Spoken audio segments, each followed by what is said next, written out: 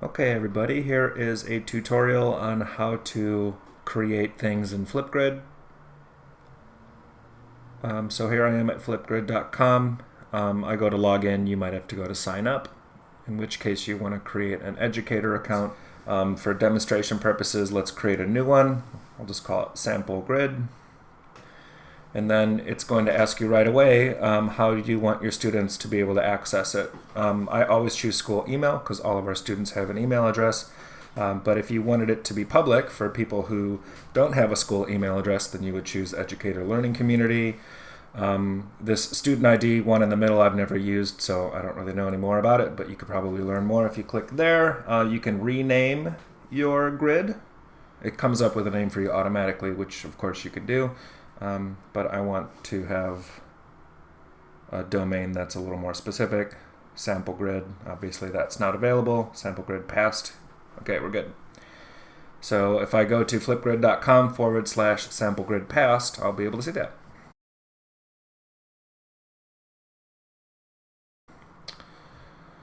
Okay, so here we have created our grid.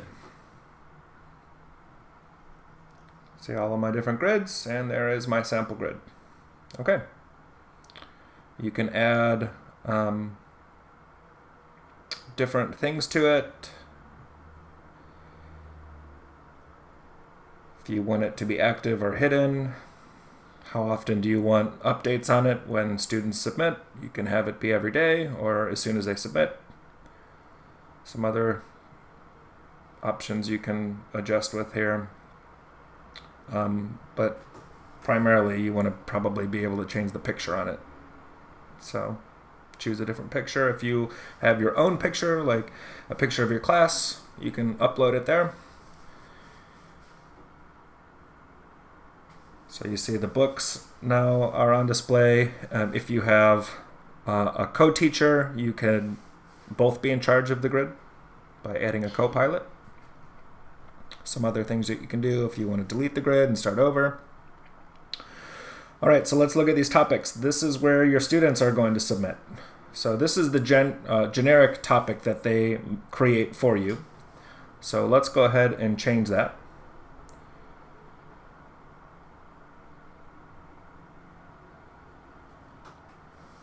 You want your kids to follow here. If you want to be very detailed, you can.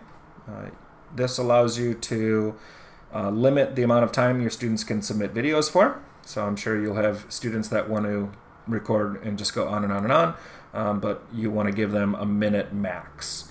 For video moderation, if you have that checked, when a student submits, it won't appear for them right away. So if you have very trustworthy students, you don't have to have video moderation.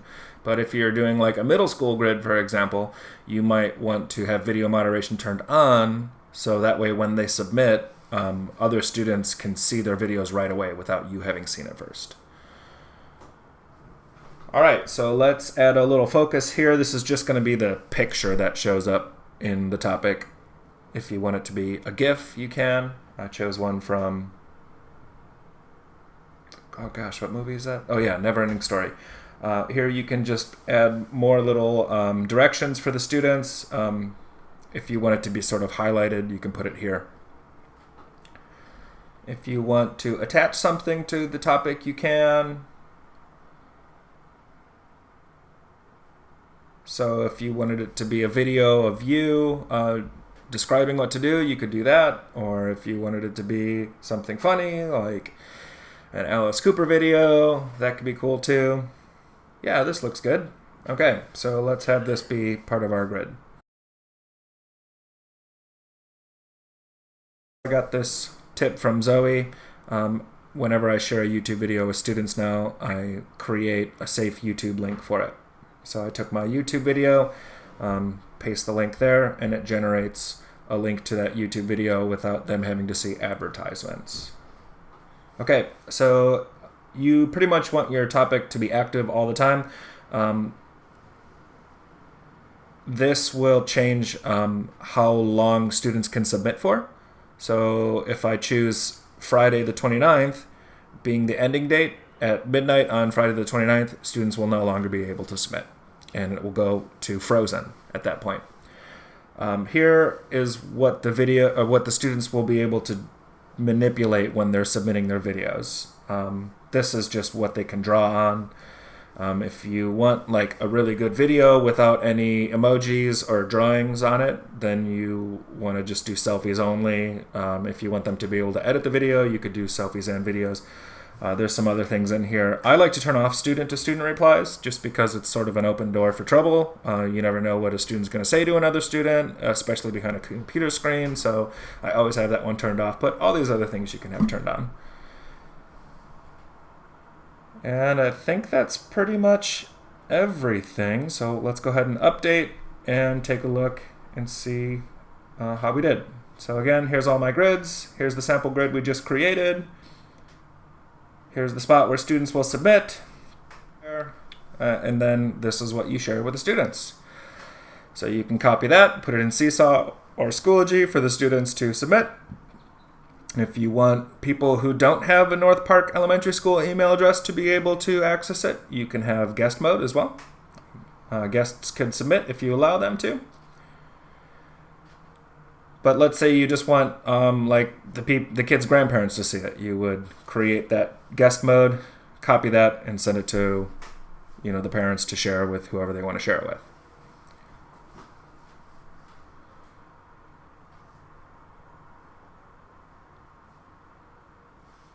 You can see that Alice Cooper video loaded without any advertisements or suggested viewing, so nobody's falling into a spiral of YouTube videos.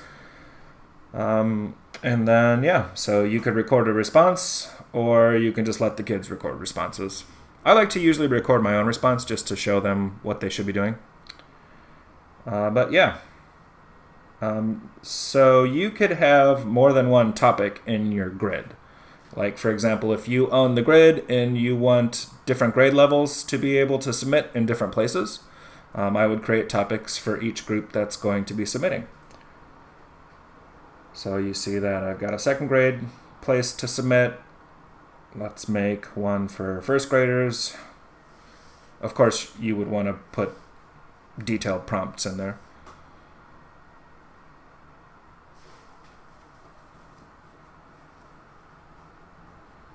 Yep.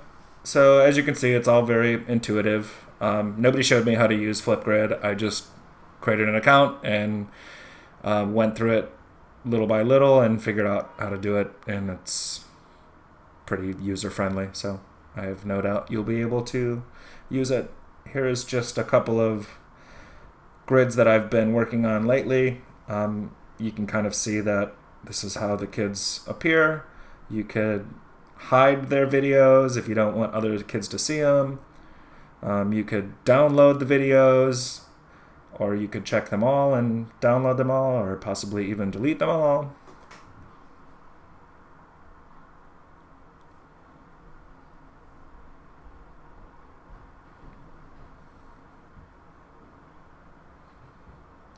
I went into quite a bit of detail on how the students should be doing it, so I put all my directions there. And yeah, that's pretty much it. Hope you found this video helpful and informative.